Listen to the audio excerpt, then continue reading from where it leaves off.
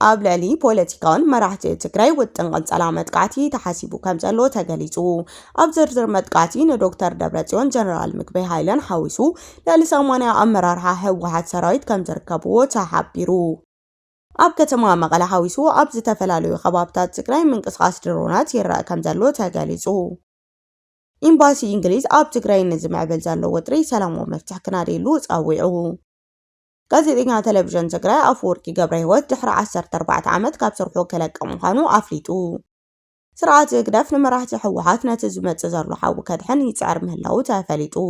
ብሽም ጽምዶ ድማ ብርክት ዝበለ ናይ ጽዕነት መኻይን ኤርትራ ካብ ትግራይ ሸቐጣሸቐጥን ካልኦት ኣቑሑትን ብዘይቀረጽ ይወስዳ ከም ዘለዋ ተሓቢሩ። ኣብ ውሽጢ 5 ዓመት ልዕሊ 37,000 ህንዳውያን ሰራሕተኛታት ኣብ ወጻኢ ሃገራት ህይወቶም ሓሊፉ።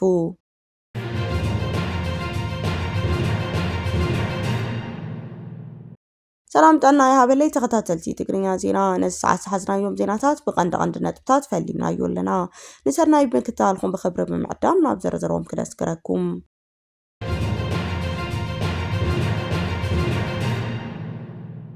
ኣብ ልዕሊ ፖለቲካውን ወተሃደራውን መራሕቲ ትግራይ ውጥን ቅንጸላ መጥቃዕቲ ተሓሲቡ ከም ዘሎ ተገሊጹ። ቀዳማይ ሚኒስትር ኣብይ ኣሕመድ ኣብ ልዕሊ ወተሃደራዊ ፖለቲካዊ መራሕቲ ትግራይ ዘነጸረ ናይ ቅንጸላ ደብዳብ መደብ ኣውፂኡ ምንቅስቓስ ይሰርሕ ከም ዘሎ ዝሕብር ሓበሬታ ተቃሊሑ። እቲ ውጥን ህላወ ትግራይ ንምጥፋእ መራሕቲ ምጥፋእ ብዝብል ዕላማ ዘለዎ ኮይኑ ንሕብረተሰብ ዓለም ድማ ናይ ውሽጢ ጉዳይ ብምባል ምድንጋር ዝዓለመ ምዃኑ ተገሊጹሉ። እዚ ናይ ሕጊ ምኽባር ተባሂሉ ዝተሰየመ ምስ ጊዜያዊ ምምሕዳር ምስ ዝተፈንጨሉ ኣባላት ህወሓት ኣብ ኣፋር ምስ ዘለዉ ኣባላት ብምትሕባር ንክፍጸም ተዳልዩ ከም ዘሎ ተሓቢሩሉ። ነዚ ፍጻመ ድማ 2.5 ቢልዮን ዝግመት ገንዘብ ዝተፈላለዩ ንቶክቲ ቦምብታት ንናይ ሰብ ኣልቦ ነፈርቲ ድሮናት ዝሕግዙ ጠቆምቲ መሳርሒ ናብ ትግራይ ከም ዝኣተዉ እቲ ዝወጽእ ዘሎ ሓበሬታ የረድእ። እቲ ውጥን 41 ፖለቲካዊ መራሕቲ 40 ወተሃደራዊ መራሕቲ ከምኡውን 28 ሰብ ሃብቲ ዕላማ ከም ዝገበረ ተፈሊጡሉ። ካብቶም ዝተጠቐሱ ፖለቲካዊ መራሕቲ ዶክተር ደብረጽዮን ገብረሚካኤል ወይዘሮ ፈትለወርቅ ገብረእግዚአብሔር ኣይተ ጌታቸው ኣሰፋ ዶክተር አዲስ አለም ባሊማ ከምኡውን ዶክተር አብርሃም ተኸስተን ከም ዝርከብዎ ተሓቢሩ። ካብ ላዕለዎት ወተሃደራት መራሕቲ ድማ ጀነራል ሃይለ ስላሴ ግርማይ ወደንበይተይ፣ ጀነራል ምግበይ፣ ጀነራል ዮሃንስ ገብረ ጆርግስ፣ ጀነራል ማሾ በየነ ዝርከብዎ ልዕሊ 40 ዝኾኑ ጀነራላት ኣዘዝቲ ሰራዊት ይርከብዎ። እቲ ምስጢራዊ ሓበሬታ ከም ዘረድኦ ኣብቲ መስርሕቲ ኣይተ ጌታቸው ረዳ፣ ጀነራል ታደሰ ወረደ፣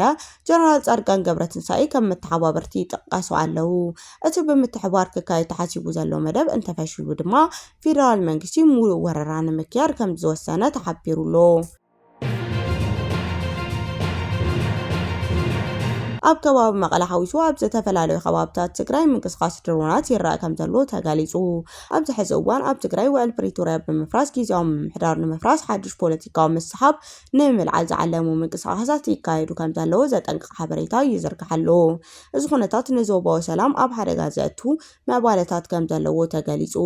ብመሰረት ዝተመሓላለፈ መጠንቀቕታ ልኡኻት ሻዕብያ ተባሂሎም ዝተጸውዑ ኣመራርሓ ህወሓት ነቲ ቅድሚ 3 ዓመት ዝፈረሰ ቤት ምኽሪ መሊሶም ብምትእኻብ ንዶክተር ደብረጽዮን ገብረሚካኤል ዳግማይ ንምሻም ኣብ ጫፍ ከም ዝበጽሑ ተገሊጹሉ። እዚ ስጉምቲ እዚ ብሰላም ክካየድ ዝጸንሐ ውዕል ፕሪቶርያ ሙሉእ ብሙሉእ ዘፍርስ ምዃኑ ተሓቢሩ። እቶም ጉጅለታት ምስ ጉጅለ ኤርትራ ምስ ሓይልታት ፋኖን ብምትሕባር ሓድሽ ናይ ኩናት ግንባር ፈጢሮም ከም ዘለዉ ተመላኺቱ። ነዚ ፖለቲካዊ መስሓብ ስዒቡ ኣብ ከተማ መቐለ ሓዊሱ ኣብ ዝተፈላለዩ ከባቢታት ትግራይ ምንቅስቓስ ድሮናት ይረአ ከም ዘሎ ተገሊጹሉ። በዚ መሰረት ድማ ህዝቢ ካብ ከቢድ ኣጽዋር ዘለዎም ቦታታት መኽዘናት ኣጽዋር ርሓቅ ከም ዘለዎ ኣብ ፌደራል ዝሰርሑ ኣካላት ይጠንቅቁ ኣለዉ። ብተወሳኺ እውን ህዝቢ ካብ ወተሃደራዊ ኣካላት ምንቅስቓሳቶም ንባዕሎም ክንከላኸሉ መተሓሳሰቢ ኣቕሪቡ። ዋላ እኳ ወጥሪ ይሃሉ እምበር ኣብ ልዕሊ ሰላማውያን ህዝብታት ዝበፅሕ ጉድኣት ንከይህሉ ዝኣክል ፃዕሪ ይግበር ከም ዘሎ እቲ ሓበሬታ የረጋግጽ። እቲ ዕላማ ነቲ ጉጅለ ጥፋእ ተባሂሉ ዝፅዋዕ ኣካል ጥራይ ዘቕንዕ ከም ዝኸውን ምስ ፌደራል መንግስቲ ቅርበት ዘለዎም ላዕለዎት ሓለፍቲ ትግራይ ኣፀንቂቖም።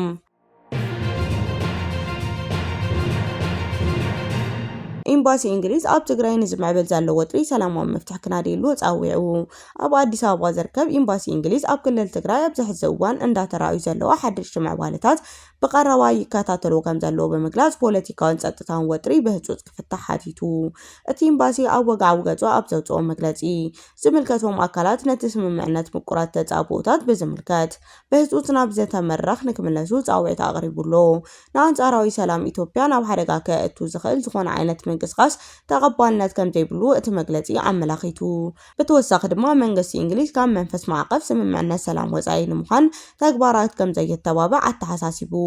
እቲ ዲፕሎማስኛ መጠንቀቕታ ዝወጸሉ እዋን ኣብ ሰሜን ኢትዮጵያ ዘሎ ፖለቲካዊ መስሓብ ዳግማይ ናብ ኩናት ከምርራሕ ይኽእል እዩ ዝብል ዓለምለኻዊ ስጋት ኣብ ዝገደደሉ ዘሎ እዋን እዩ እቲ ኤምባሲ ኣብ ዘመሓላለፎ መጠንቀቕታ ኩነታት ካብ ቁጥጥር ወጻኢ ኮይኑ ዳግማይ ኩናት ዝለዓል እንትኮይኑ ሳዕቤኑ ንክልል ትግራይ ንመላእ ኢትዮጵያ ንሰፊሕ ዞባ ቀርኒ ኣፍሪካ ኣዝዩ ዘዕኑ ክኸውን ይክብል ኣተሓሳሲቡ ዝምልከቶም ወገናት ካብ መንገዲ ጥፋት ተዓቂቦም ብመሰረት ስምምዕነት ፕሪቶሪያ ንሰላም ወዘተ ቀዳምነት ንክህቡ ዓለምለኻዊ ማሕበረሰብ ጸቕጡ ክሕይል ጸዊዑ ጋዜጠኛ ቴሌቪዥን ትግራይ ኣፈወርቂ ገብረሂወት ድሕሪ 14 ዓመት ካብ ስርሑ ክለቅ ምዃኑ ኣፍሊጡ ድሕሪ ናይ 14 ዓመት ናይ ስራሕ ዕማም ተወፋይነትን ጋዜጠኛ ኣፈወርቂ ገብረሂወት ካብቲ ንነዊሕ ግዜ ዝነበረሉ ትካል ሓላፍነት ክሰናበት ምዃኑ ኣፍሊጡ ጋዜጠኛ ኣፈወርቂ ነዚ ዘፍለጠ ኣብ ማሕበራዊ መራኸቢ ፌስቡክ ገጹ ኣብ ዘመሓላለፎ ናይ ስንብት መልእኽቲ ኮይኑ ካብቲ ዝሓለፈ 14 ዓመት ዝነበረሉ ቤተይን ስራሕን ክወጽእ ከቢድ ውሳነ ወሲነ ኣለኹ ብምባል ካብ ቀረባ ግዜ ሓላፍነቱ ኣረኪቡ ስርሑ ከብቀ ምዃኑ ገሊጹ ኣብ ዝሓለፈ ጽሑፍ እቲ ዝሓለፈ 14 ዓመት ንዕኡ ካብ ስራሕ ንላሊ ህይወቱ ከም ዝነበረ ብምጥቃስ ናይ ሓጎስን ኩርዓትን ጥራይ ዘይኮነስ ብዙሓት መስዋዕትን ከበድቲ ብድሆታትን ዘሕለፍኩሉ መንነቱ ዝቀረጸሉ ናይ ተመክሮ ቤት ትምህርቲ ከም ዝነበረ ኣስሚሩሉ ጋዜጠኛ ኣፈወርቂ ኣብ መወዳእታ መልእኽቱ ከምዚ ኢሉ ካብ ሓላፍነተይ ተጓለኳ እትወጻኹ ካብቶም ንመጻኢ ዝውስኑ ሕቶታት ግን ኣይረሓቁን እቲ ንዓይ ዝገልጽ ዓላማ ነተወፋይነት ምሳይ ክቕጽል እዩ ብተወሳኺ እቲ ስምበታ እዚ ካብ ሞያ ምርሓቅ ዘይኮነስ ናብ ዝዓበየ ዕላማ ንምስጋር ዝተገበረ ስጉምቲ ምዃኑ ብምምልካት ንዝመጽእ ዝኾነ ዓበይቲ ሃገራዊ ይኹን ሞያዊ ጻውዒት ድሉ ምዃኑ ኣረጋጊጹ ጋዜጠኛ ኣፈወርቂ ገብረሂወት ኣብቲ ትካል ኣብ ዝነበረሉ እዋን ብትግሃቱን ንሞይኡን ብዘለዎ ተወፋይነት ዝፍለጥ ጋዜጠኛ ምዃኑ ይፍለጥ ጋዜጠኛ ኣፈወርቂ ኣብ ቀረባ ብጀነራል ታደሰ ስራሕ መካየዲ ቴሌቪዥን ትግራይ ኮይኑ ተመዲቡ ከም ዝነበረ ዝዝከር እዩ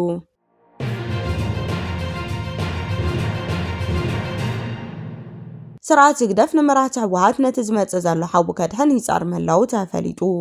ኣፈኛታት ስርዓት ዝግደፍ ኮይኖም ዘገልግሉ ዘለዉ ተጋሩ ውልቀ ሰባት ህዝብን መንግስትን ዘይፈልጡ ጽምዶ ብዝብል ምክንያት ንህዝቢ ናብ ሓደጋ ዘእቱ ተግባራት ካብ ምግባር ክቁጠቡ ድማ ጻውዒት ቀሪቡሎም እቲ ካብ ቅዱሳት ወገናት ንትግራይ ህዝባን ኣድላይ እዩ ተባሂሉ ዝወጽእ ዘሎ ኣገዳሲ ሓበሬታ ከም ዘመላኽቶ ሰራዊት ኤርትራ ካብ ትግራይ ወጽኡ ኢሎም ሻዕብያ ፕሮፓጋንዳ ንዘጋውሑ ዘለዉ ተጋሩ ስቃይ ህዝብን ተመዛበልቲ ዘናውሕ ተግባር ምዃኑ ክግንዘቡ ድማ ኣተሓሳሲቡ እቲ መልእኽቲ ብምቕጻል ሰራዊት ኤርትራ ካብ ትግራይ ምውጽኡ ብዓለም ለኻ ገለልተኛ ትካላትን ሚድያታትን ከይተረጋገጸ ወጽኡ ኢልካ ምዝርጋሕ ናይ ሻዕብያ ፕሮፓጋንዲስት ምዃኑ ኢሎም ስርዓት መንግስቲ ኤርትራ ን4 ዓመት ብሓይሊ ወሪሩ ካብ ዝሓዞም ላዕላዊ ግዛኣት ትግራይ ዕላዊ ናይ ሰላም ውዕሊ ከይተገበረ ኣብ ልዕሊ ህዝቢ ንዝፈጸሞም ገበናት ከይተሓተተን ካሕሳ ከይኸፈለን ሰላሒሉ እንተወጽኡ ጽባሕ ንጎ ተመሊሱ ነቶም ቦታታት ከም ዘይሕዞም ህዝቢ ከም ዘየበሳብስም ምንም መረጋገጽ ብላን በተወሳኺ መንግስቲ ኤርትራ ከምና ኣወል ሰይድ ስታሊን ገብረስላሴ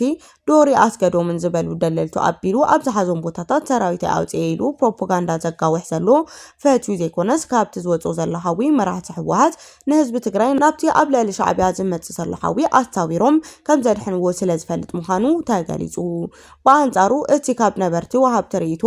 ከተማ ዓዲግራት ዝተውሃበ ርእይቶ ድማ ጽምዶ ብዝብል ምክንያት ዝተፈጠረ ሓድሽ ናይ ምድንጋር ኢሎም ዝገለጽዎ ርከብ ኣብ ከተማ ዓዲግራት በብመዓልቱ ዝተፈላለዩ ዓይነት ሸቐጣት ዝጽዕና ናይ ጽዕነት መካይን ካብ ኤርትራ ናብ ትግራይ እንዳኣተው ኩሎም መሰረታዊ ሸቐጣት ይወስዱ ኣለዉ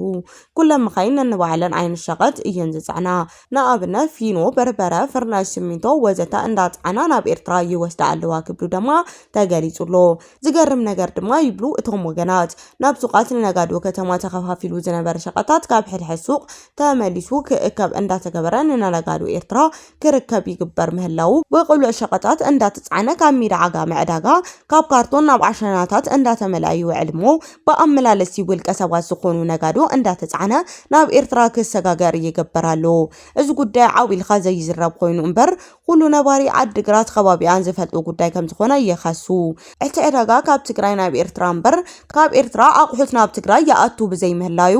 ድማ ናህራ ዕዳጋ ይመጻሉ ስለዚ ጽምዶ ንኤርትራ እምበር ንትግራይ ዘይረብሕ ምዃኑ ዘርኢ ግብሪ እንዳኸፈለ ሸቐጣት ዘእቱ ትግራይ ብሰንኪ ናህራ ዕዳጋ ኣብ ከቢድ ጸገም እዩ ኣትዩ ዘሎ ሻዕብያ ብኣንጻሩ ግብሪ ዘይኸፍለሎም ሸቐጣት ካብ ትግራይ ናብ ኤርትራ ይጉዕዝ ኣሎ ክብል ድማ ነበርቲ ከተማ ዓዲግራት ኣማሪሮም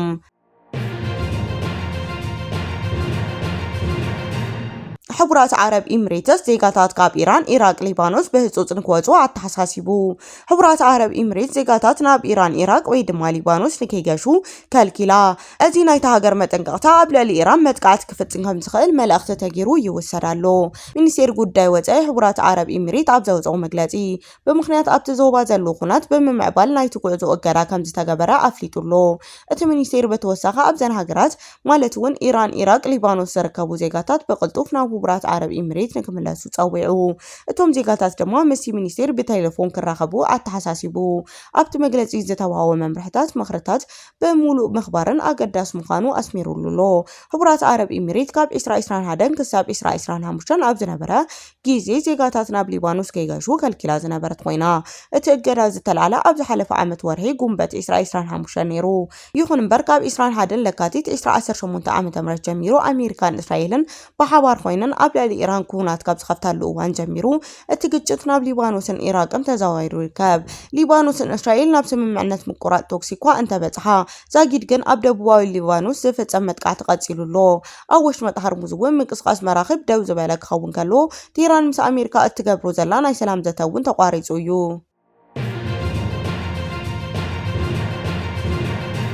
ኣብ ውሽጢ 5 ዓመት ልዕሊ 37,000 ህንዳውያን ሰራሕተኛታት ኣብ ወጻኢ ሃገራት ህይወቶም ሓሊፉ ኣብ ዝሓለፈ 5 ዓመታት ኣብ ሃገራት ማእከላይ ምብራቕ ኣብ ዕለታዊ ስራሕ ተዋፊሮም ዝነበሩ ብርክት ዝበሉ ዜጋታት ህንዲ ህይወቶም ከም ዝሓለፈ ሓደ እዋናዊ ጸብጻብ ኣመልኪቱ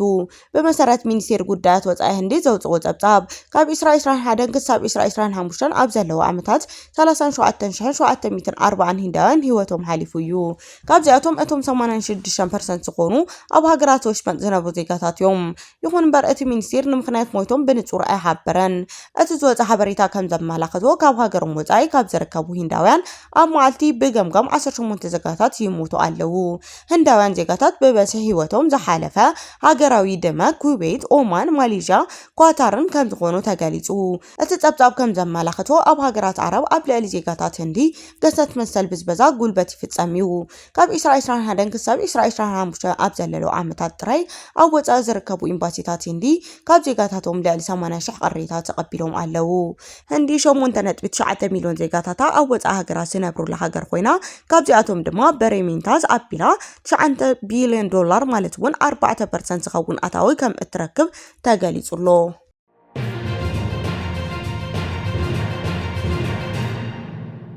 كبراتن فتواتن تغطاتلتي زيناتاتنا نسا أسدالنا يوم حدش معبالتاتن أوانا وحابرياتاتن أبتزازيمنا لنا نمكتسالكم نمسكن